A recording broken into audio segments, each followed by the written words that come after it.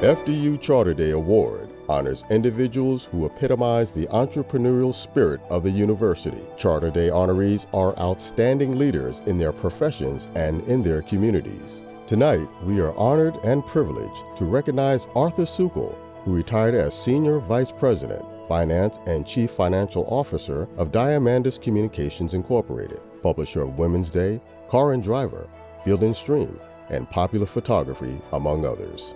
Sukol was a varsity athlete at Drury High School before enlisting in the Army.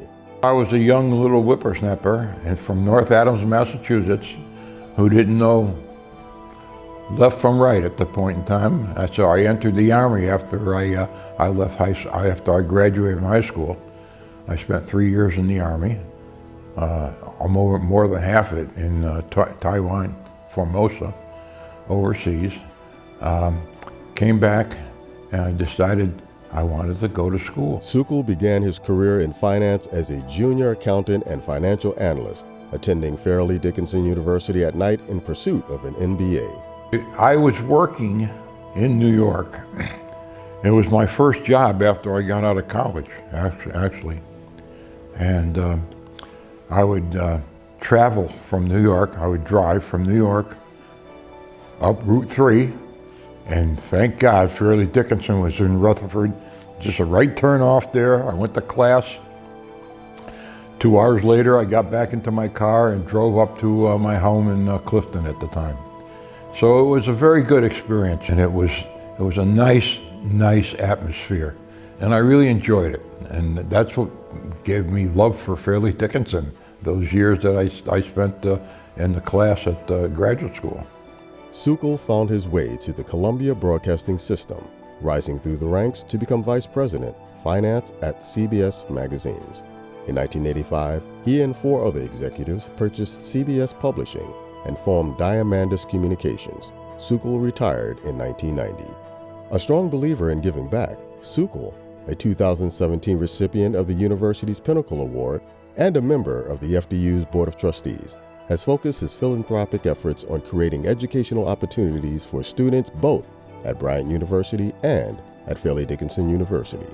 Carol and I both agreed early on in our marriage that we would support schools.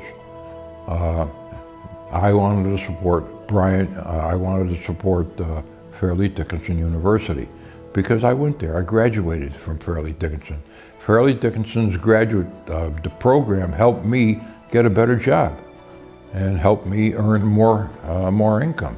So I figured that I owed Fairleigh Dickinson something in that respect. So I set up scholarships for students. I endowed several scholarships for students in Fairleigh Dickinson. Sukol says that he could not be prouder that a new generation of Sukols are now attending FDU. Justin is